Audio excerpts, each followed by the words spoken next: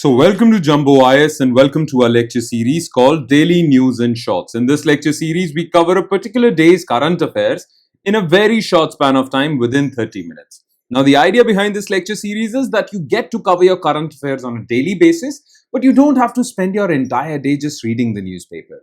Therefore, we shall cover the entire day's current affairs within 30 minutes. Now, just watching this lecture in 30 minutes would be job half done, because just after watching it, you need to revise it as well. Why?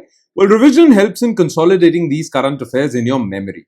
Otherwise, you'll quickly forget them. Now, you can revise these current affairs from the notes provided by us, and these notes shall be shared on our Telegram platform. The link to our Telegram channel is provided in the comment section just below this video. Alright, let's begin today's discussion. But first, let's take a look at the list of topics that we shall cover today. Okay, so in total, we'll be covering these three topics only. Okay. Number one on this list is monetary easing by RBI. Recently, RBI decided to expand money supply in our country by reducing repo rate and reducing it by a big margin. Okay, so what was the rationale behind such a move? We'll talk about this. Then, recently, Prime Minister inaugurated Udhampur-Srinagar-Baramulla rail link, a really key infrastructure project for connectivity of the state of J&K with the rest of the country. Okay, so we'll talk about this. And in the end, we'll talk about G7 Summit. G7 Summit is being organized in Canada. And recently, India-Canada relations haven't been doing that well. But Canada has invited PM Modi for the G7 Summit. And this basically is seen as a thaw between the chilling relationship between the two countries. Okay, it is basically a restart at the bad relations between the two countries. Okay, so these are the three topics that we shall focus on. Let's start discussing them one by one, starting with topic number one, that is monetary easing by RBI. Now, RBI's Monetary Policy Committee decided to cut the repo rate by 50 basis points. Now, 50 basis points means 0.5%. Okay, 100 basis points means 1%, 25 basis points means 0.25%. Okay, so RBI has decided to reduce, or MPC has decided to reduce repo rate by 50 basis points. So earlier it was 6%, now it's 5.5%. Okay, alongside this steeper than expected rate cut, RBI has also announced reduction in cash reserve ratio by 100 basis points. So along with reducing repo rate by 50 basis points, that is 0.5%, RBI decided to reduce CRR by 1%. Okay, now both these measures are there to boost liquidity in the system. Okay, now how does that happen? Hear me out carefully. Okay, very simply, very briefly, I'll tell you, though in detail we explain monetary policy in our economics lectures, but I'll explain this in brief. So whenever RBI reduces repo rate, okay, interest rates in the market get reduced. Okay, interest rates on all loans in the market get reduced. Now, when interest rates are low, this incentivizes borrowers to borrow more. So, borrowings increase. Now, when borrowings increase, people now have more money. Okay, and when people have more money, what will they do? They will spend it. So, this boosts demand in the country for goods and services, boosting the economy. Yes, so it's a good thing. But it has one downside as well. Because demand is high, well, it can also boost inflation. Clear? So whenever RBI feels that we need to boost the economy, then it reduces repo rate. And whenever RBI feels that the economy is doing fine, let's reduce inflation. So when RBI thinks that inflation is too high, we need to reduce it, then it increases repo rate. Okay, makes sense, right? Now, currently RBI decided to boost the economy. Why? Well, because RBI thinks inflation is quite benign. Inflation is already quite low. Therefore, even if we reduce repo rate, it will boost inflation. But inflation is already under control. It is already very low. So, inflation won't be a problem. But yes, it would give a much needed boost to the economy. Right? Makes sense? Clear? So RBI decided to go for boosting the economy because inflation is already under control. Had inflation been high, RBI wouldn't have reduced repo rate at all. Okay, even if the economy needs that. Clear? Now, Reducing repo rate, reducing CRR, cash reserve ratio, is known as monetary easing, which means RBI is increasing money supply because people would borrow more, right? And when RBI decides to increase interest rates, increase repo rate, increase CRR, that is known as monetary tightening. Okay. Now, monetary easing definitely boosts the economy. Okay. But it also boosts inflation. So, if you're worried about inflation, you don't go for monetary easing. Monetary tightening, well, it is not considered good for the economy. Okay. But it is good for controlling inflation. Okay. So, RBI takes this call. When RBI thinks inflation is already under control, we can boost the economy, it does monetary easing. When RBI thinks that inflation is very high, we need to control inflation, even if that causes recession in the economy, RBI goes for monetary tightening. Clear? Now, RBI has decided to reduce repo rate by 50 basis points. Actually, people were expecting RBI to reduce it by 25 basis points. But RBI gave a mega cut. Okay, 50 basis points of repo rate and 100 basis points of CRR. Now, what would be the impact of this move? Okay, first of all, well, like I said, it would reduce interest rates, so borrowers would benefit. But the problem is that when interest rates decline, well, interest rates on FDs also decline, fixed deposit, right? So it would be a relief for borrowers, but well, people who deposit their money in bank, they would also get lower interest rates because reducing repo rate reduces interest rates all across the board. But yes, it will have one benefit of boosting the liquidity, pushing economic growth upwards. It can increase inflation to a certain extent, but inflation is already quite low. So RBI is pretty confident that it can safely boost the economy. Clear? Now, many people were saying, many people were calling RBI reckless. Why? Because they think that RBI is not taking care of inflation. Okay, RBI is so focused on boosting economic growth, but this reduction in 50 basis points in repo rate could very well put inflation out of control. So RBI gave an answer. What is that answer? RBI said that retail inflation, which is measured by consumer price index, is already very low. RBI forecasts that it is going to stay 3.7% in the entire year of 2025-26. And it is RBI's mandate to keep inflation at 4% plus minus 2%. So at 3.7%, inflation is well under control. So RBI can afford to boost economy. Okay. Already food inflation would be under control because monsoon is going to be good this time. This would increase farm output. This would increase supply of food. And when supply of food is high, well, prices fall. So food inflation is under control. Energy inflation is also under control because crude oil, the major burden on India's economy, crude oil which India imports, well, it is also witnessing moderation in prices. So inflation is going to stay under control, and that is why RBI decided to, well, give this massive cut. All right. Now, RBI also changed its monetary policy stance. Now, you need to know what this monetary policy stance is. So every time RBI releases or makes these announcements with respect to repo rate, CRR and all that, RBI also reveals its monetary policy stance. What do we mean by monetary policy stance? Well, RBI or the monetary policy stance is basically RBI's actions in future. So through this stance, RBI is saying that we are going to do this in future. So stance of monetary policy signals the intended direction of policy rates or policy. Okay. So when RBI says, now RBI gives only one word. Okay. When RBI says that its monetary policy stance is accommodative, that means in future RBI would go for monetary easing. That means people can expect rate cuts. If RBI says that our monetary policy stance is tight, then that means in future RBI is going to go for monetary tightening. So expect an increase in interest rate. And when RBI says we are going to go neutral, that means RBI is in a wait and watch mode. Now, earlier, just before this announcement, RBI's stance was accommodative. But in this meeting, with the announcement of rate cuts by 50 basis points, RBI says that we have shifted our stance from accommodative to neutral. That means in future, we won't cut rates. Okay, we have cut whatever we could have cut. In future, we are going to stay neutral, not accommodative. Clear? So understand this word, monetary policy stance. I hope you understood. In case you have doubts, well, use the comment section. Okay.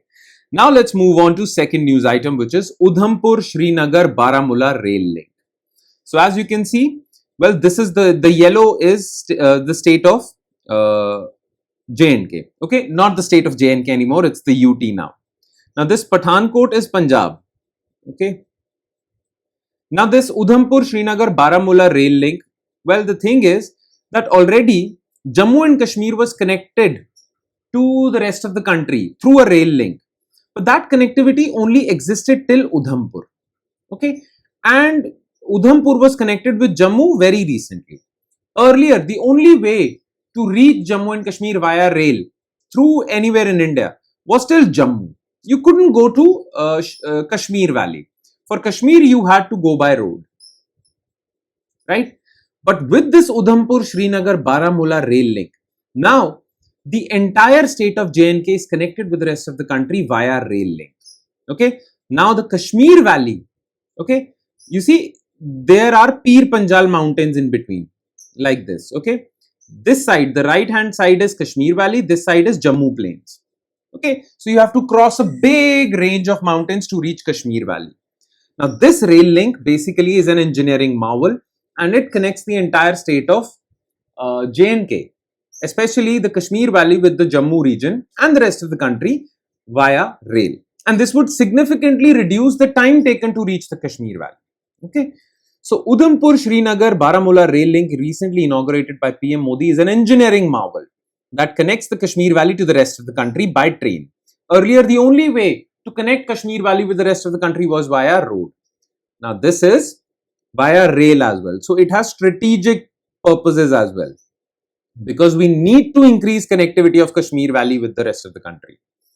It is a game changer that can revolutionize. Of course, if travel time is reduced and travel becomes easy, it boosts trade. Okay, trade gets boosted, tourism gets boosted, economy of J&K gets boosted. Okay. Now, as far as the history of connectivity of J&K with the rest of the country is concerned, well, the first railway line in the former princely state of Jammu and Kashmir, when India was under British rule, Jammu and Kashmir was a princely state. It was under a king. So the first railway line in the former princely state of Jammu and Kashmir was built by British in 1897 to connect Jammu with Sialkot. But then after partition, well, Sialkot went to the Pakistanis, right? So Jammu was disconnected with the rest of the country if we are talking about rail. By road, yes. In fact, after partition until 1975, Jammu was disconnected from India's rail network. No trains went to Jammu. Okay. If you want to go to Jammu via rail, the farthest you can go is to Pathankot in Punjab. And from there, you have to take the road route. But in 1975, Jammu was connected via rail network with Pathankot. So via Pathankot, Jammu is connected to Punjab and then from Punjab to the rest of the country. So in 1975, Pathankot Jammu rail line was built. And then in 1995, to further connect Kashmir Valley with a rail line, Udhampur-Srinagar-Baramulla rail link was conceived. Okay. Earlier, it was felt that it would cost around 2,500 crore, but later the cost escalated dramatically. Okay. And in 2002, this project was declared as a national project, which tells you how strategic this project is, because we want more connectivity with Kashmir Valley. Okay. So that more connections are established with people of Kashmir, more trade happens between India and Kashmir. Okay. The state of Kashmir is connected, well intertwined with India's economy, right? Plus for strategic reasons, as in if there is a conflict like situation or if there is terrorism, well, we need better connectivity for our troop movement as well. Clear? Now, this rail line is complete. Udhampur-Srinagar-Baramulla is complete. Now, what are the benefits?